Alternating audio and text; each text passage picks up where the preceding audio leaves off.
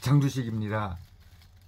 이번 시간에는 그 애플은 중국에서 안녕한가라는 그 제목에서 그 이야기를 해보겠습니다. 이 이야기는 또 중국 읽기 한우독 차이나랩 그 기자가 쓴 글입니다. 애플 CEO 팀 쿡은 지난주 내내 중국에 있었다.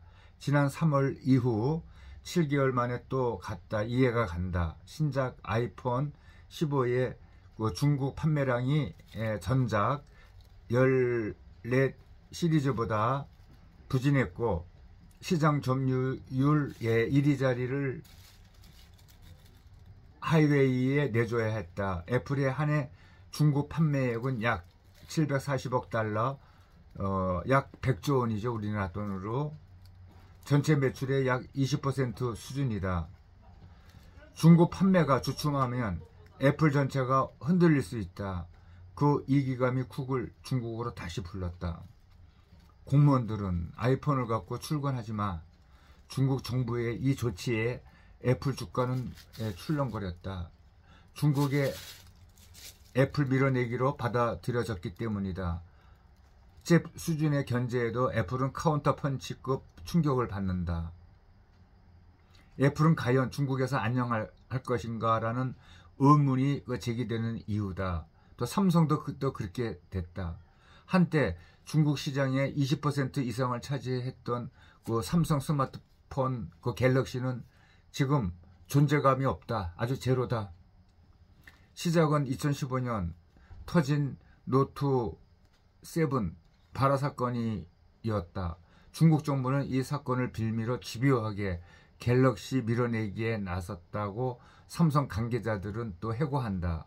진짜 원인은 다른 데에 있었다. 당시 삼성 갤럭시는 중국에 박차를 가하고 있었다.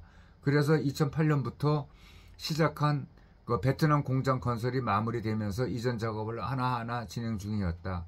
삼성은 2018년 텐진 공장, 2019년에는 후이조 공장 문을 닫았다. 현재 삼성폰 절반 이상이 베트남에서 생산된다. 공장 뺄 때 시장도 모두 반납하고 나와야 했던 셈이다. 기술도 원인이다. 당시 오포, 비보, 샤오미 등 중국 스마트폰 기술 수준은 삼성을 능가할 만큼 올라와 있었다. 그 시장 줄게, 기술다오, 시계 중국 애자 유치 공식은 돈은 통하지 않았다. 그때는 시장을 줄게, 그 기술을 다오, 그런 식으로 중국에서는 애자 유치 공식으로서 했었지만은 이제 돈은 통하지 않았다는 이야기입니다.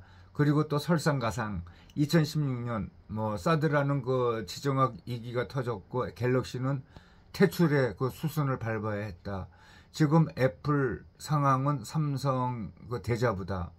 애플은 공장 다각화를 추진 중이다. 삼성이 그랬듯 베트남과 인도로 간다. 기술도 중국 기업을 압도하지 못한다.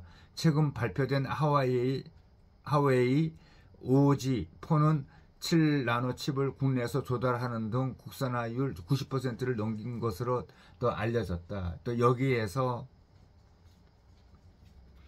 그 사드보다 더 큰 지정학적 리스크가 애플을 또 짓누르고 있다.